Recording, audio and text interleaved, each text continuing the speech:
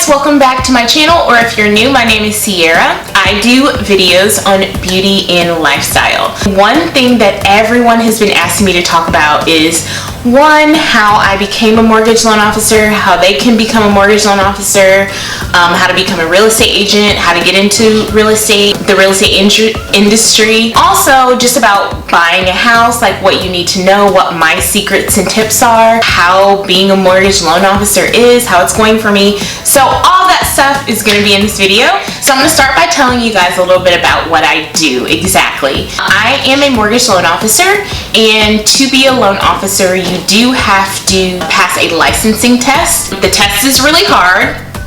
Just gonna put that out there, but I passed it on my first try, and a lot of people pass it on their first try. And if you don't pass it, then you can take it over again. Mortgage industry is definitely not constant, so that's one thing you have to be prepared for. Rates go up and down. They're based on the stock and the bond market. That means how much you make can go up and down, and so it's very inconsistent. It requires a lot of hard work in the beginning, especially like if you're going to be working with a broker versus a bank. With a broker, you only make commission. So that first like 6 months to a year really is like grind time and grind mode. It's the hardest thing, and that's why I have been spending so much time pouring into it, really just trying to develop my business as a loan officer. It's intense. Trying to become a loan officer and staying in it is more intense. Just know that. But it's a really cool job. I'm enjoying it actually because I'm a numbers person and I'm a nerd. It is technically sales, so I guess I've sharpened some of my sales skills, but ultimately it's just taught me so much about the mortgage industry. People also ask me a lot about becoming a real estate agent. I interviewed some real estate agents. I'm not a real estate agent. I'm a mortgage loan officer, but I interviewed some real estate agents and asked them how to become a real estate agent, and they gave some great answers. I'll insert those in this video. Well, today I have a special guest with me, Kai Smith. She is a real estate agent. You guys have been asking me so many questions about real estate and being an agent in the industry that I thought I would bring in an expert to kind of answer some of you guys' questions and hopefully give you some knowledge that you didn't have before. Kai, can you tell us a little bit about yourself and your experience in the industry? Kai Smith, realtor. I got started about 4.5 years ago in real estate and went straight into full-time real estate. I am now REO, which means like foreclosure and short sale certified. My first year in real estate, I sold over $4 million worth of real estate, and I work with a lot of investors on flip properties and rental properties, income producing properties. I've had over 80 listings and 100 homes sold in the last 4.5 years, so I really went out with a bang. How do you become a real estate agent? What advice do you have for someone who wants to break into the industry, and how do you become successful? So the Louisiana Real Estate Commission, Greater Baton Rouge Association of Realtors, or whatever area you're from. If you're from New Orleans, they have NOMAR. There's several different boards, but you're gonna have to pick a board that you belong to. So getting to know what fees to get started, those two websites, and then pick your school and then just learn it up and down.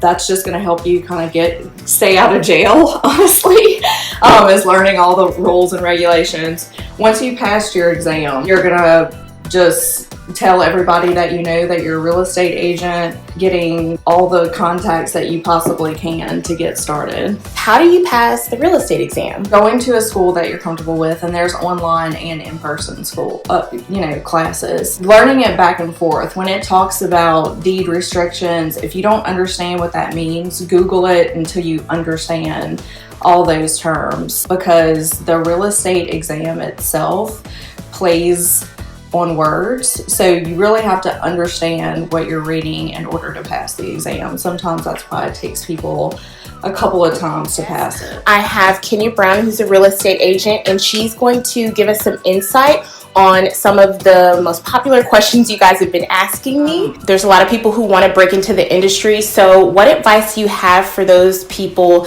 and how can they become successful? Online courses and face-to-face in the classroom. I chose classroom because that worked better for my lifestyle, but you do whatever suits you best. And as far as being successful, the key to being successful in anything is consistency. What's the key to passing the real estate exam? I hear it's hard. I guess it could be hard or easy depending on your level of test taking skills. However, memorization, it's just a bunch of facts coming at you and you have to memorize. And also paying attention to what the teacher or the instructor says is important. There's a wealth of knowledge and you only need a very little bit to pass the test. So what the instructor focuses on is what you need to focus on. Thank you guys so much for watching today. If you are interested in buying a home, if you're wanting to get pre-approved or you have questions about the finance side, you can come to me. I'll have my information below. Thank you guys so much for watching. Leave any other questions you have below that I'll put in the next video, and I'll see you then. Okay, so you want to become a mortgage loan officer, you're going to become a real estate agent. That's kind of what that looks like. Now, in terms of like secrets of a mortgage loan officer, in terms of like buying a house, I definitely feel like I have some tips that can help those of you who are wanting to buy. The first thing I'm going to tell you is to go follow my loan officer Instagram. It's Ciara Foster Loan Officer on Instagram. I post a lot of my tips on there, and it's also a great way to get in contact with me if you have any questions about buying. I'm just going to read to you some of like the things that I've posted on my Secrets of a Mortgage Loan Officer series. So one secret, or one big thing, your debt to income ratio, or your DTI, is one of the most important factors in getting approved for a home. Take your monthly debt and divide that by your income to get your DTI. Now, whatever this number is, keeping this number at or below 43% will allow you to qualify for most homes. So the key is to keep your debt to income ratio low. Basically, you don't have a lot of debt compared to how much you make. Another one of my secrets of a mortgage loan officer is to go to a broker. A lot of times people will get denied by the bank, so go to a broker, because a broker can do a myriad of things. The biggest thing that a broker can do is shop around to find you the best deal. Much like Expedia, if you were to go directly to the airline site, you're probably going to pay more for a ticket versus going to Expedia. Expedia is going to search all of the airlines to find you the cheapest. So that's what a broker does. That's what we do. If you're just ready to buy, I suggest going to a broker. It's just a better, more hands-on way to buy your house. You're gonna get a better deal. You're gonna close quicker. There's so many benefits to using a broker. I don't even know if people realize. So you heard it from me.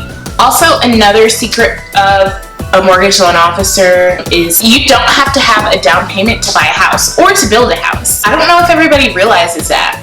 But what I will say is, if you are not going to have a down payment, then just make sure that you have some kind of money saved in case you need to cover your closing costs. And then, of course, once you move in, you're going to want to buy furniture, and there's moving costs and so many things. So you can buy a house with no money down, but it's always smart to have money saved for any other fees that come up or expenses. Okay, so my last secret of a mortgage loan officer is to use your loan officer as your financial advisor, credit repair, and your mortgage guide. Part of what we do is really just like coach you on everything you need to do to get approved if you're not already approved. That means we can pull credit, we can see your bureaus, we can, well, I don't know about all the companies, but with my company, we do have access to a credit company, and we will go through credit to give you an action plan. All my clients, before they do anything, like once they start the process, from the process to closing, I tell them all, I am your financial advisor. Don't do anything without telling me. As a loan officer, I know exactly what pitfalls to avoid, what things are going to help, what things are going to hurt. And so I'm really there to coach you and guide you along the way. So there's so many things that a loan officer does that are all for you, and I don't think people realize like how hard a job it is. It's a really intense job, but it's one that I enjoy. So I hope that answered your questions about the mortgage loan industry and a few tidbits on home buying. If you are seriously interested in getting a home, you can visit my link down below and complete the application. I only do loans in Louisiana, Texas, Mississippi, and Alabama. So if you're outside of those states, unfortunately, I can't help you. But if you are in Louisiana, Texas, Mississippi, or Alabama, click the link below to go apply, and I'm happy to help however I can. Also, you can email me with any questions. I definitely want to do another Mortgage Monday or Money Dip Monday, so comment below and tell me what you want me to talk about next. Thank you guys for watching so much. Please subscribe if you want to see the next Money Dip Monday, and I will see you in my next one.